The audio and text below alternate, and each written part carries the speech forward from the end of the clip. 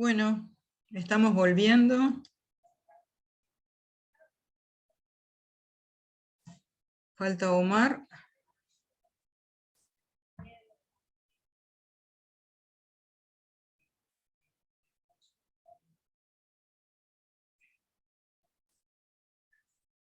Bueno, ahí estamos. ¿Se escucha?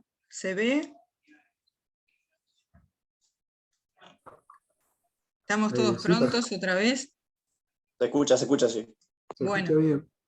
Entonces les explico. La idea de Semina Verbi es una idea, o sea, el curso en sí no es sobre Semina Verbi. Es una idea para tratar de entender o de responder la pregunta: ¿qué elementos en común podía haber entre estas tres culturas raíces como para que se llegara a una síntesis? ¿O no? Es decir, en algunos casos hay síntesis, en otras no hay síntesis.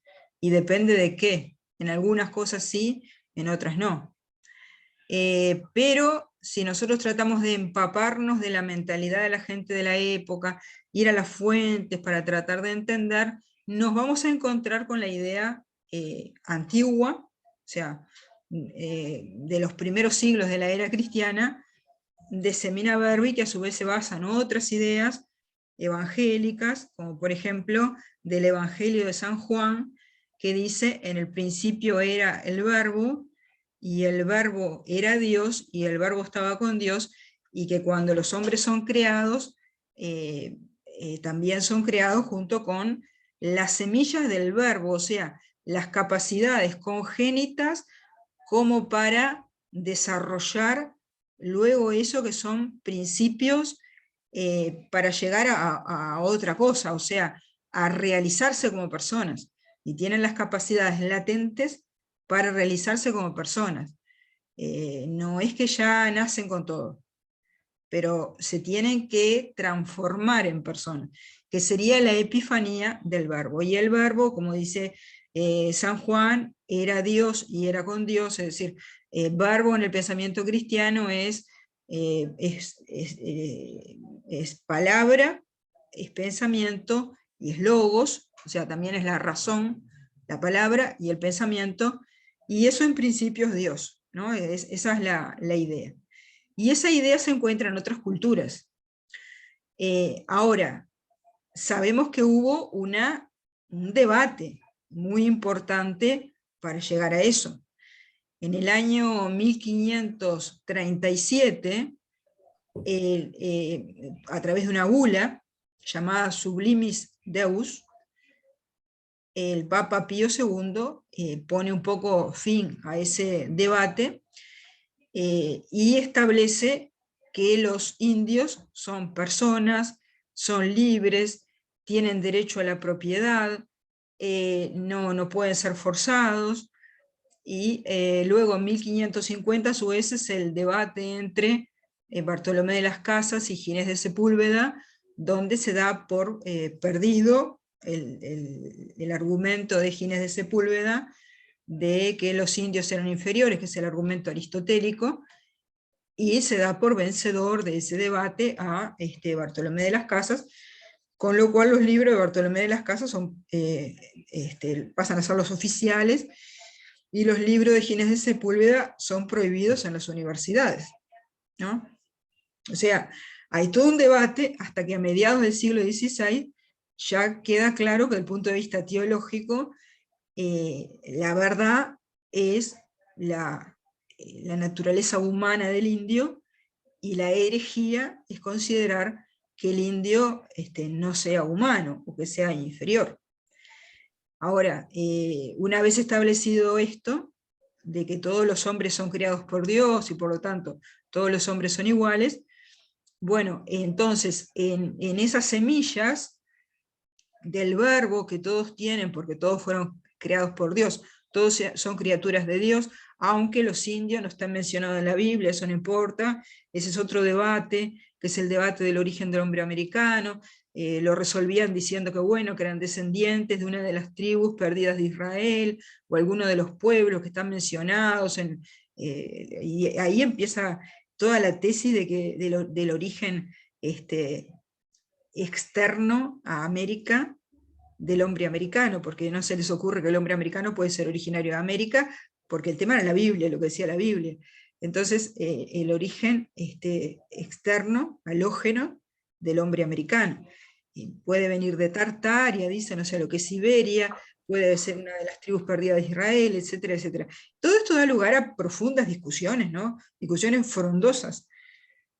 Pero de todo eso, yo pienso que esta idea de Semina Verbi, de que todos los hombres son iguales y tienen como partículas, como semillas, que si se las hace germinar y fructificar, esas personas se realizan y alcanzan la verdad, porque Cristo sería el verbo total, y el verbo total es la verdad, es una serie de conceptos teológicos, cada uno de ellos vinculado con el otro, que eso es fundamental. Lo interesante es que podemos encontrarlo también en las otras culturas. Si las otras culturas también piensan que en los españoles hay semillas de verdad de su propia cultura. Y eso lo podemos ver ¿cómo? Lo podemos ver si logramos seguir un debate entre culturas. Es una cosa que no siempre tenemos las fuentes, pero no importa, hay detalles que nos permiten percibirlo.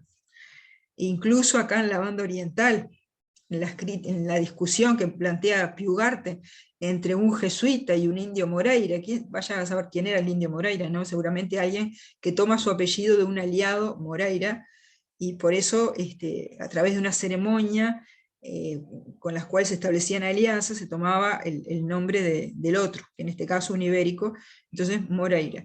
La discusión que tiene acerca de, por ejemplo, el Génesis, él piensa otra cosa, no le resulta lógico lo que dice. Entonces ahí vemos que hay un intercambio, una reelaboración. Eso fue un poco lo que nosotros hablamos las instancias anteriores. Pero la pregunta es, bueno, ¿qué había latente en las tres culturas como para que se pudiera llegar a una síntesis o no? En algunas cosas no hay síntesis.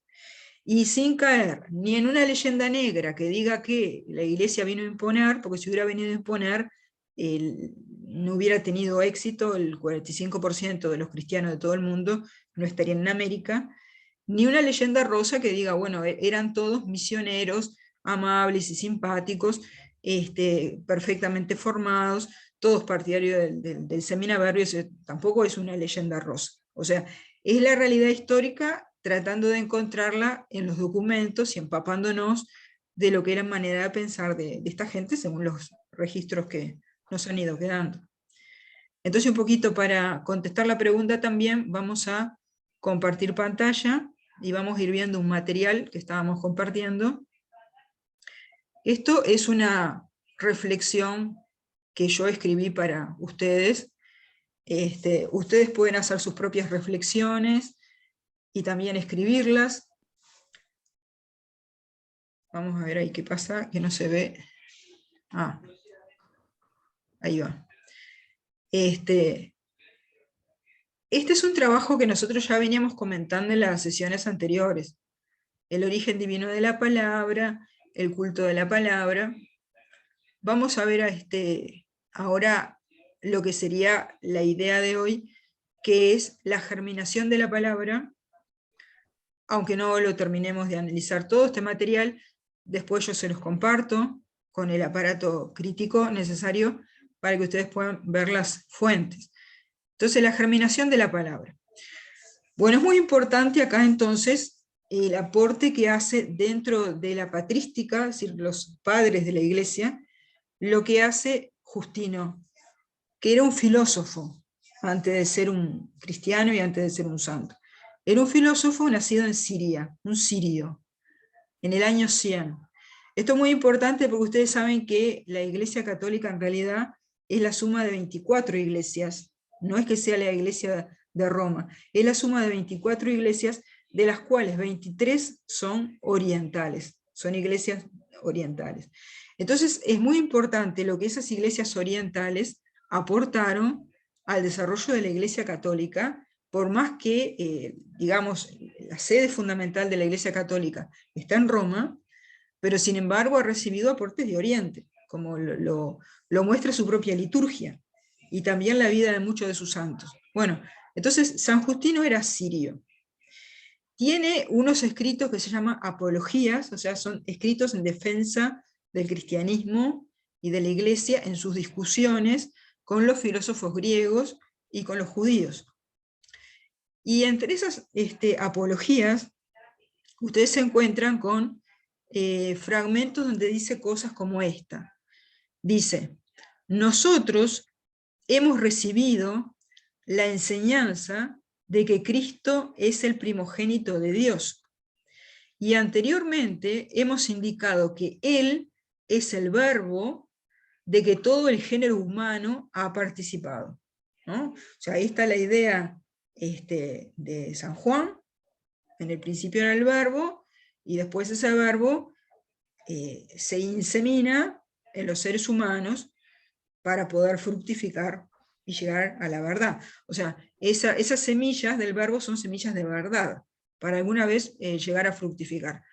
Entonces dice, y anteriormente hemos indicado que Él, o sea, Dios, es el verbo de que todo género humano ha participado.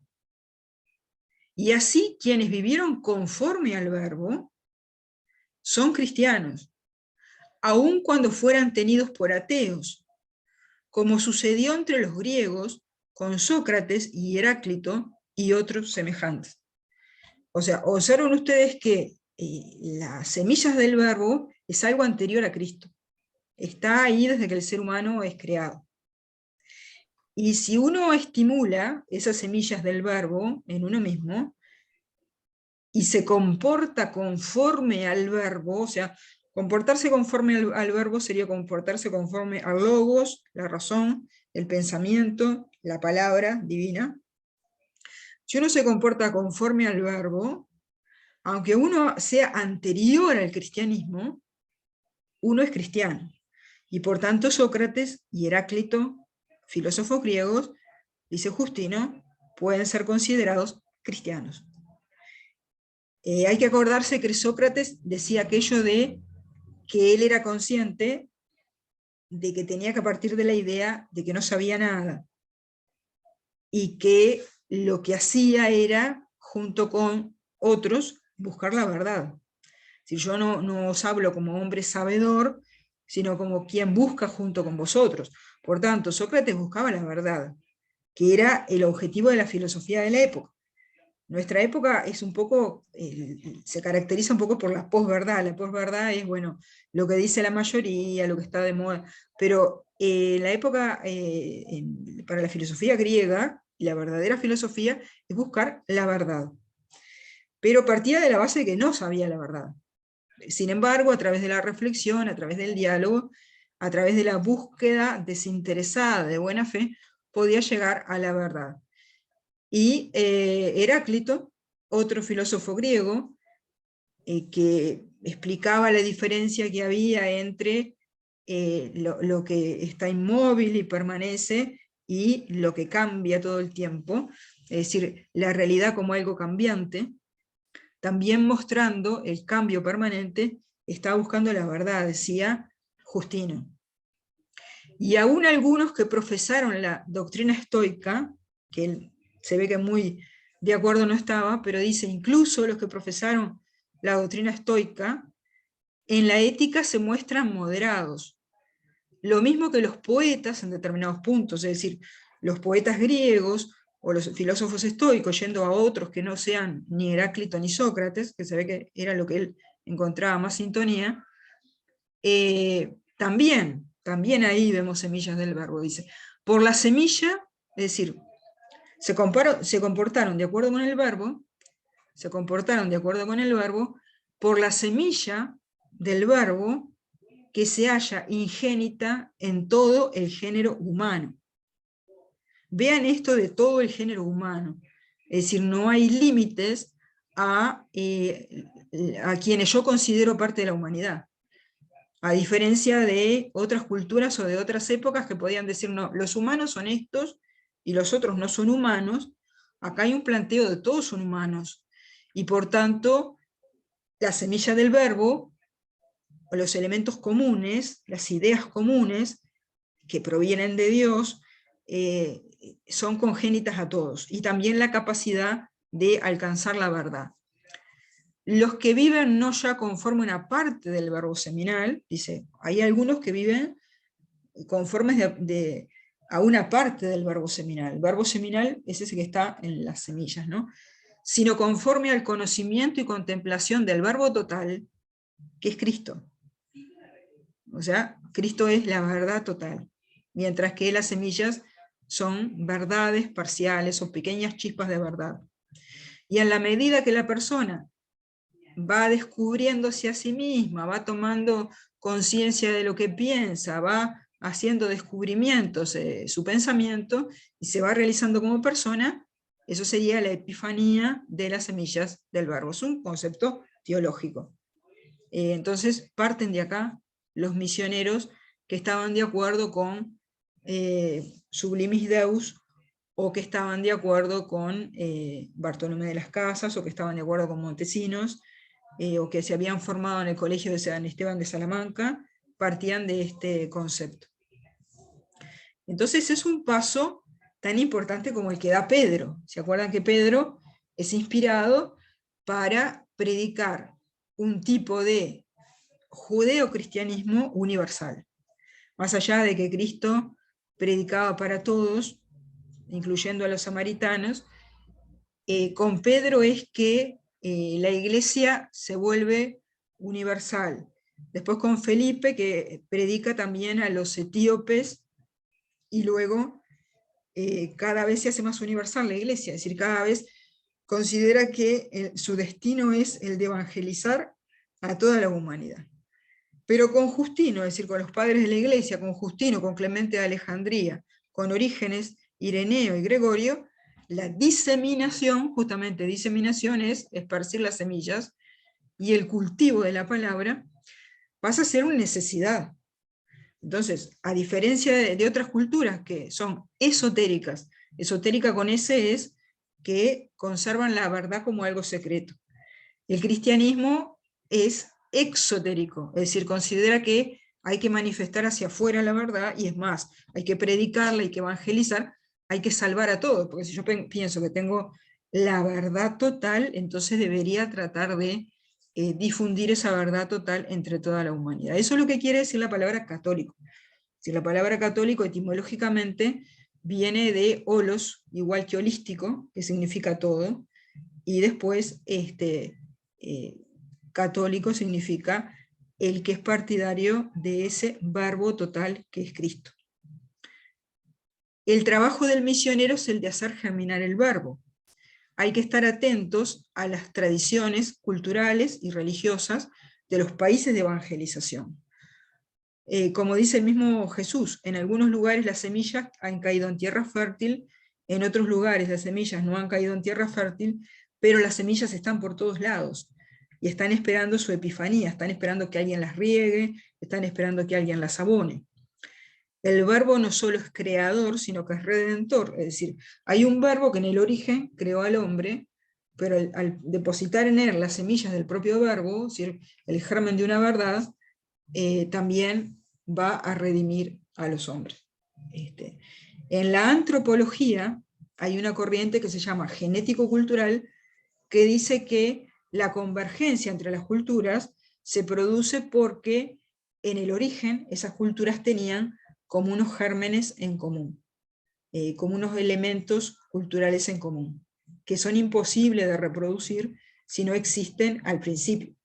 Entonces dicen, tenían unos gérmenes culturales, tenían unas semillas culturales, y luego las culturas se diferencian, pero terminan desarrollándose de manera parecida, generándose convergencias.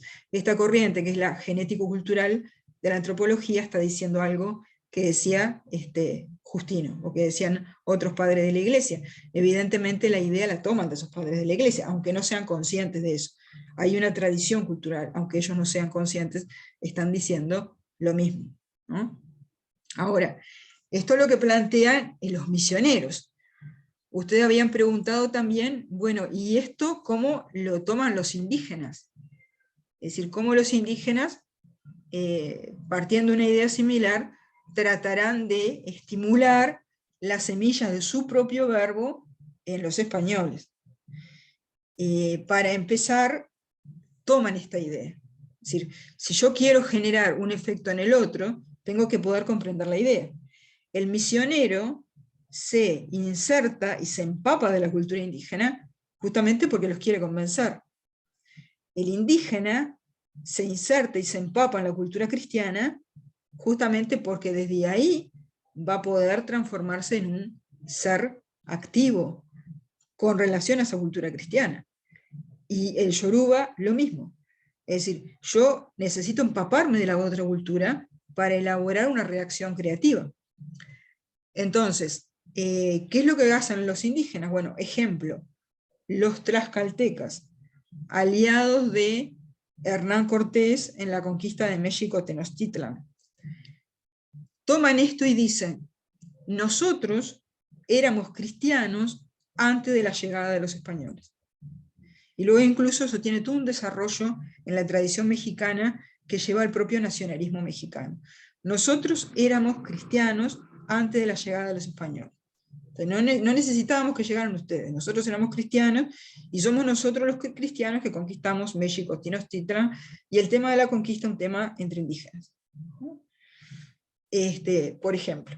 Entonces, ahí tenemos que alguien está empapándose de esto mismo, está haciendo una reelaboración y está desde adentro de la propia iglesia, porque los tlaxcaltecas estaban dentro de la iglesia en la medida que eran cristianos, está planteando, bueno, son las semillas del verbo, pero no es europeo, es universal y ya estaba presente, por lo tanto, nosotros. En la medida, porque acá hay un aspecto muy importante a tener en cuenta en este texto, dice, quienes vivieron conforme al verbo, conforme, o sea, con una conducta que sintoniza con esas enseñanzas cristianas. Si uno es cristiano, pero la conducta de uno es anticristiana, entonces según San Justino uno no es cristiano. Para ser cristiano hay que vivir conforme al verbo. Por eso dice, aunque hayan vivido antes de Cristo, los que vivieron conforme al verbo, igualmente fueron cristianos. Y por tanto, digamos, sus almas están en el paraíso, si no estarían en el infierno. Eso es algo que dejaba muy tranquila a mucha gente. ¿Qué pasa con nuestros padres y abuelos que no fueron cristianos? ¿Están en el infierno? No, porque si se comportaron conforme al verbo, están en el paraíso. Y dejaba también tranquilos a los indígenas americanos. Nuestros antepasados se comportaron conforme al verbo, en la medida que eso no solamente eran los valores positivos de los cristianos, eran los valores positivos de la propia religión indígena, determinadas cosas, determinados valores eran comunes, entonces nuestros mayores están en el paraíso, como puede ser ocuparse de la familia, ser solidario, proteger a los más débiles, una serie de valores comunes, compartidos, que en la época se llamaba ley natural, que es el principio que hace que hasta los animales cuiden y alimenten a sus hijos, ¿cierto? Un principio de solidaridad entre los seres vivos, que también por lo tanto se da entre los seres humanos.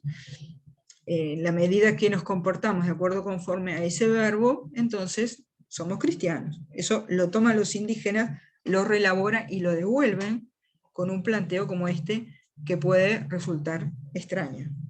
Bueno, vamos a ver un poquito ahora. Dejamos de compartir pantalla y bueno, reflexiones, comentarios acerca de esto que recién planteamos.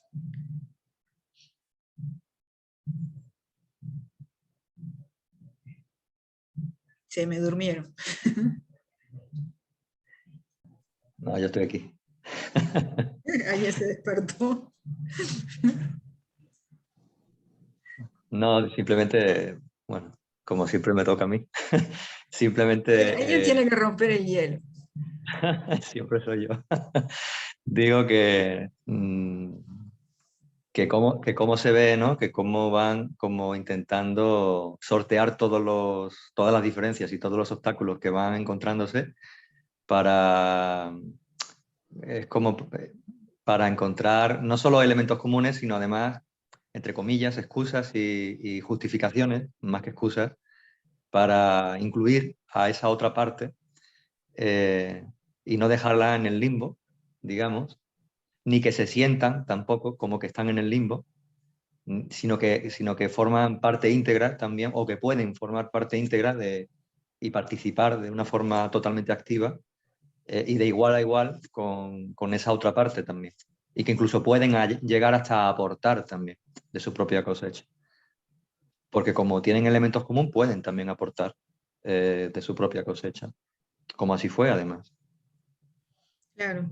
Entonces, esta fructificación del verbo es recíproca, porque los misioneros activan determinadas ideas que ya estaban en la cultura indígena.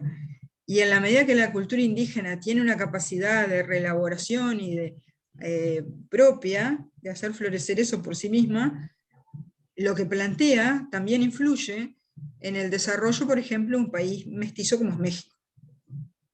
La Virgen de Guadalupe también es eso. Sí. Hay muchas manifestaciones, las iglesias barrocas que integran Mucho ornamentos, sincretismo. claro, es todo lo mismo, la música, y después lo vamos a ver en el plano del derecho, que ya parece una cosa más extraña, pero el derecho indiano era un derecho mestizo, era un derecho que no solamente incluía el derecho español, incluía el derecho indígena. Lo que pasa es que el derecho indígena era, en aquella época sobre todo, ahora también, pero sobre todo en aquella época, un derecho consuetudinario, basado en la costumbre, y oral. Entonces de pronto no tenemos muchas fuentes, pero aún así hubo escritores indígenas y mestizos que pusieron por escrito cuál era ese derecho, así que lo tenemos. No es solamente, el derecho indígena no es solamente prehispánico, también es posterior al 1500 y se conservó y pasó a integrar el derecho indiano. Entonces, junto con la idea de semina verbio está la idea de complementariedad. Si las cosas son complementarias, en la medida que no sean contradictorias, ¿cuál es el problema? O sea, lo que decíamos de, bueno, los misioneros no tenían por qué venir a imponer, parte del supuesto de que cómo iban a imponer lo que los indígenas ya sabían, porque si lo tenían incorporado como semillas del verbo, entonces ya lo sabían. Lo que había que hacer era que fructificara. Y si tenían costumbres, usos y leyes que no eran contrarios al derecho natural, que tampoco eran contrarios, digamos, a los valores cristianos, entonces, ¿por qué iban a suprimir eso? La idea de que las cosas son complementarias era muy importante en ese reino enorme de Felipe II y de Carlos I, que iba de sol a sol, no que nunca se ponía el sol, porque era desde Filipinas hasta, daba la vuelta al mundo, hasta las costas de este a oeste y de norte a sur. Es decir, cómo imponer a toda esa cantidad de pueblos tan distintos leyes iguales? Evidentemente, había que tener en cuenta la diversidad y la variedad. Y hoy en día decimos diversidad y variedad y parecen palabras nuevas, y no, son los términos exactos que se usaban en el siglo XVI, diversidad y variedad, que usa Fray Luis de León en el año 1500, en una obra que se llama Los 100 nombres de Dios, usa estas dos palabras, diversidad y variedad. Y E lo igualdad vemos, también. ¿eh? E igualdad también. que se supone que es neo algo así, y de neo no tiene nada realmente. Claro. Y lo vemos en el sincretismo que hacen los yorubas. Es decir, ¿por qué tanta tendencia al sincretismo? No es solamente que quieren ocultar, ahora acá tenemos a los yorubas porque están pasando, yo ahora estoy en la calle Isla de Flores, Montevideo, y están pasando los tambores. Así que tenemos a los yorubas y tenemos a Shango, que uno de sus principales instrumentos es el Te tambor, están porque está llamando la asociado con atención. el rayo. Justo yo estaba por hablarle del sincretismo de los yorubas, acá se me Te están aparecieron los haciendo yorubas. llamar la atención. No sé si se va a escuchar, pero pienso que sí. Bueno, tiene levantada la mano, pidió la palabra Bruno. No, que usted decía que hasta en el derecho, pero también en la historia. Recuerdo que una vez trabajamos con usted y con la profesora Ana Almeida la relación entre los métodos de investigación histórica que hacía Heródoto en la antigua Grecia con Guamampoma en la América hispana. Y cómo los dos analizaban la historia de cierta manera y bastante parecida. Tanto Heródoto con el método inquisitivo crítico como Guamampoma con aquello de camina el autor y pregunta al autor. Entonces, en dos culturas distintas, en dos periodos distintos, se puede encontrar tanto con el concepto de semina verbi o con el concepto que usted utilizó recién de la arqueología de genética cultural o el de arquetipos de los estudiantes freudianos, cómo hay puntos de relación estando en distintos lugares. Puede ser en el derecho, puede ser hasta en la investigación histórica misma, ¿no? Digo, cuando Sí, usted decía eso, me recordaba eso que habíamos trabajado en 2016. Capaz ahí Franco Sicilia puede hacer un aporte en eso porque también trabajamos con él ellos. ¿No, verdad, Franco?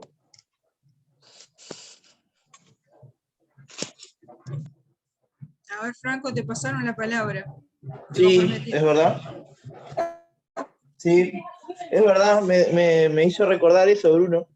En segundo fue que trabajamos, me acuerdo, esa propuesta de mezcla entre lo que hablaba Mamá Poma y lo demás, ¿no?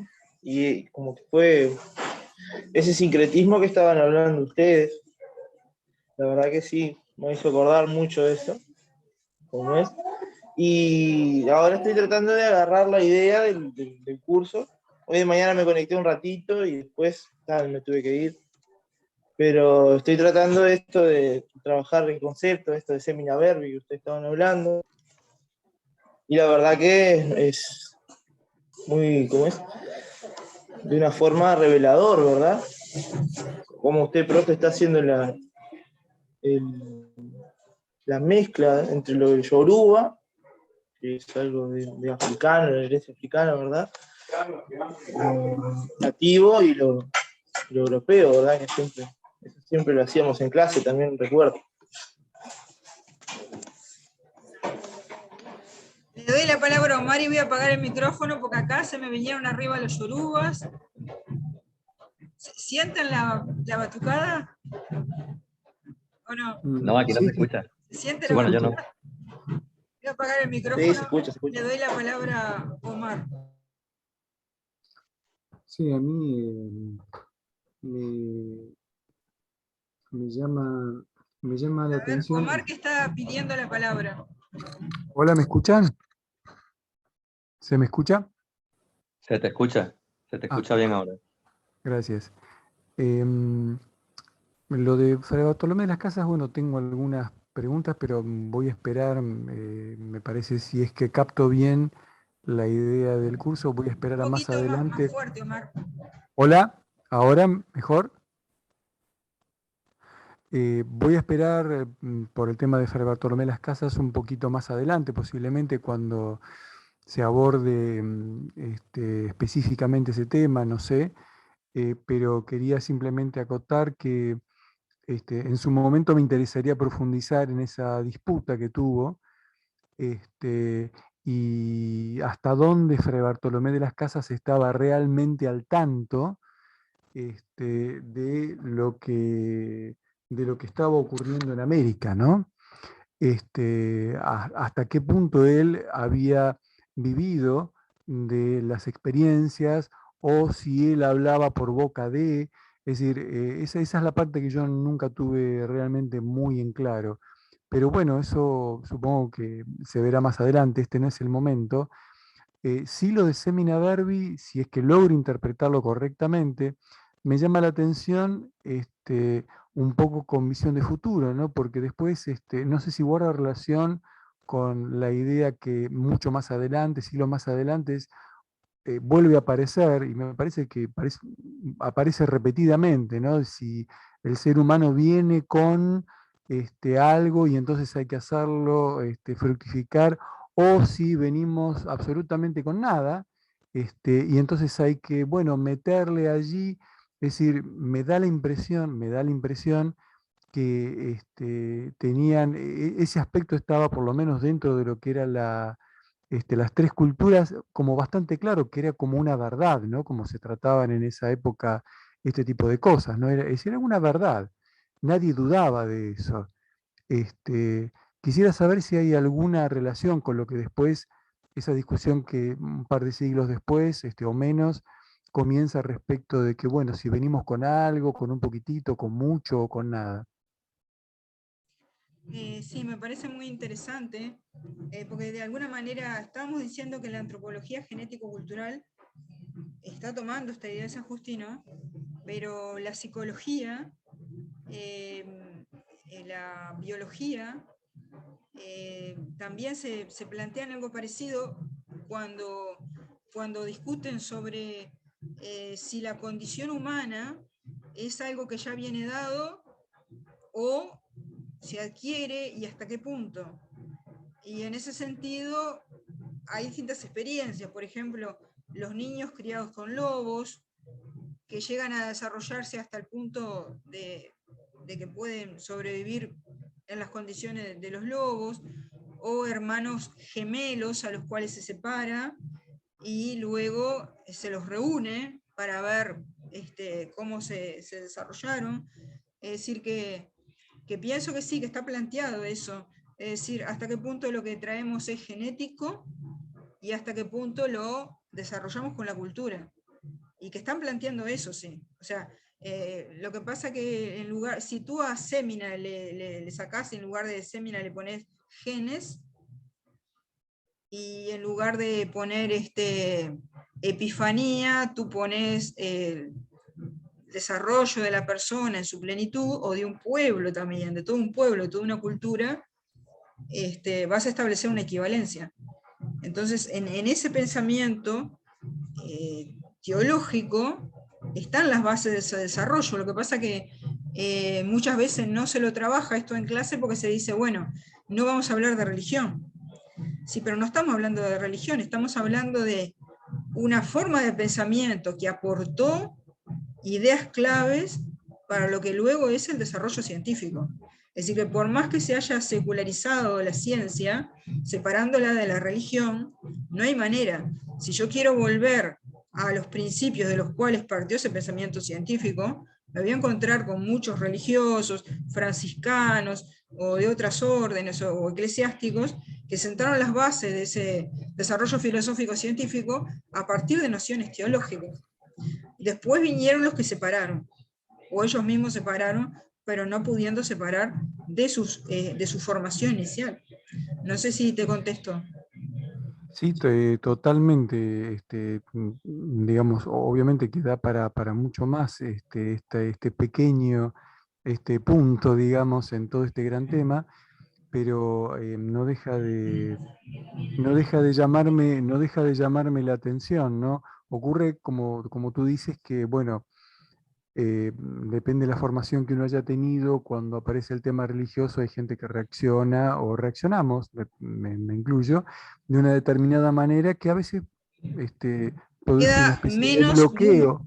queda menos de un minuto, se nos va a cortar. Les aviso que Perdón, no es que yo los vaya a cortar, es que no, queda no, no, no. menos de un minuto, pero continúa. Se, Sí. se produce como una especie de bloqueo, ¿no? De algo que, digamos, en nuestra mente en algún momento nos han enseñado, no sé, bueno, en fin, y hemos separado cosas que, si seguimos a Aristóteles, una vez que las separamos para poderlas estudiar y para poderlas comprender, y después deberíamos hacer el trabajo de unirlas, porque el conocimiento es único, es decir, Ahí no está. se puede, no tiene Nos sentido. queda ahora menos de un minuto.